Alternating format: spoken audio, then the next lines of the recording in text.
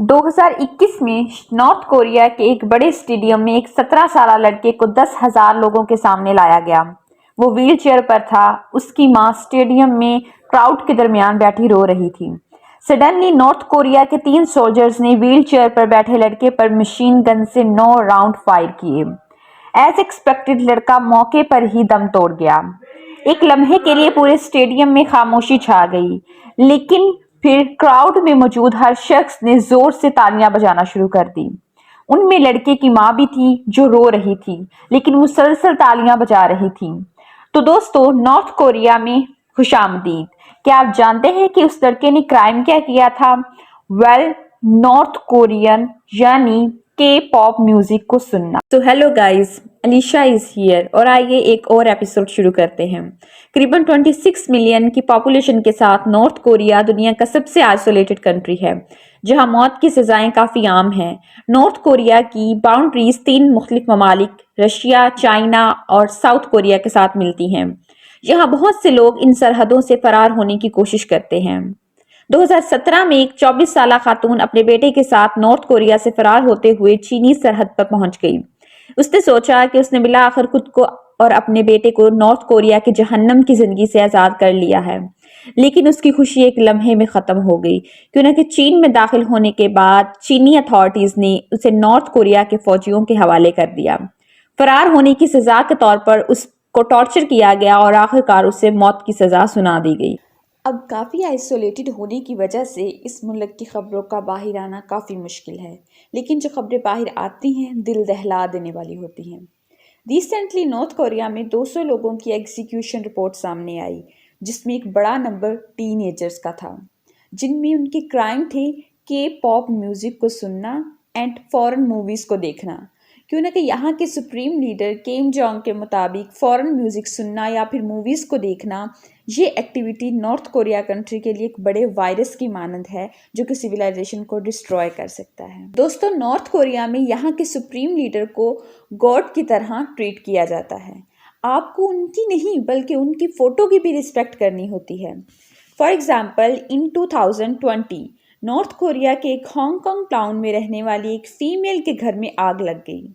उसने किसी तरह अपनी जान पर खेलकर अपने बच्चों को आग से बचा लिया। इस इंसिडेंट के बाद पूरे कोरियन मीडिया ने इस औरत के खिलाफ नेगेटिव प्रोपेगेंडा चलाया और इसे सजा देने की मांग की गई। पर सवाल ये है कि आखिर उसकी गलती क्या थी? इसकी गलती थी कि उसके घर में लगी आग में उसने अपनी और अपने बच्चों की जान बचाई, ना कि अपने घर में लगे कोरियन सुप्रीम लीडर की फोटोज को। हद तो तब हो गई जब इस आग के दौरान एक पड़ोसी ने अपनी जान पर खेलकर इन सुप्रीम लीडर्स की फोटोज को बचाया। इसकी पूरी नॉर्थ कोरियन मीडिया ने हर जगह तारीफ की। वैसे आपको नॉर्थ कोरिया के बारे में ये जानकर हैरानी होगी कि यूएनईएससीओ के मुताबिक नॉर्थ कोरिया में लिटरेसी रेट 100% है, यानी यहाँ की पूरी आबादी एजुकेटेड है। ऑल्सो नॉर्थ कोरिया की खास बात यह है कि यहाँ पूरी एजुकेशन गवर्नमेंट फंडेड होती है, और ये कहीं ना कहीं नॉर्थ कोरिया की ज़रूरत भी है, क्योंकि इनकी पूरी स्टडी के दौरान बच्चे से बड़े होने तक इनका लगातार ब्रेन वॉश किया जाता है। इन्हें नॉर्थ कोरिया की झूठी हिस्ट्री पढ़ाई जाती है कि कैसे इनके सुप्रीम लीडर्स ने नॉर्थ कोरिया को साउथ कोरिया, जापान और अमेरिका से बचाया।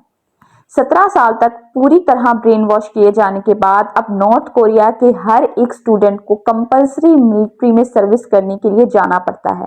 लड़कियों के लिए ये एज 23 साल की है। साल 2014 के डाटा के मुताबिक नॉर्थ कोरिया में 4,569,000 अडल्ट्स और 1,67,000 चिल्ड्रन डेली तंबाकू को कंज्यूम करते हैं, जिसकी वजह है इन चीज़ों का काफ़ी सस्ता होना, लोगों की ज़िंदगी काफ़ी मुश्किल और स्ट्रेसफुल होना। वैसे नॉर्थ कोरिया में भी अल्कोहल पीने की 80+ एज लिमिट है, लेकिन क्यों ना कि नॉर्थ कोरियन गवर्नमेंट के लिए एज से पहले अल्कोहल पीने की बजाय बीटीएस एंड ब्लैक पिंक के पॉप म्यूजिक सुनना ज़्यादा बड़ा क्राइम है, इसलिए यहाँ पर उम्र से पहले अल्कोहल या स्मोकिंग कर रहे बच्चों पर ज़्यादा ध्यान नहीं दिया जाता।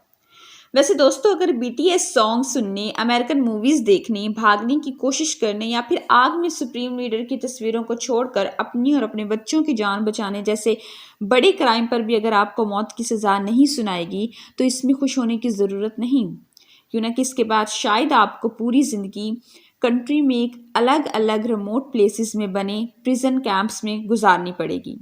जो कैंप इस आइसोलेटेड कंट्री में मौजूद एक आइसोलेटेड जगह है जहाँ के लोग बाकी कंट्री से भी कटे हुए हैं और इन्हें सुबह से लेकर रात तक माइनिंग एंड कंस्ट्रक्शन साइट्स पर काफ़ी ज़्यादा काम करना होता है और इन सब के बावजूद इन्हें काफ़ी कम खाना दिया जाता है। इसकी वजह से 40% लोग न्यूट्रिशन की कमी से मर जाते हैं। लेकिन पिछले कुछ सालों से किम जोंग की पकड़ कमजोर होती जा रही है और उम्मीद है कि अगले चंद सालों में कोई ना कोई पॉजिटिव खबर देखने को जरूर मिलेगी।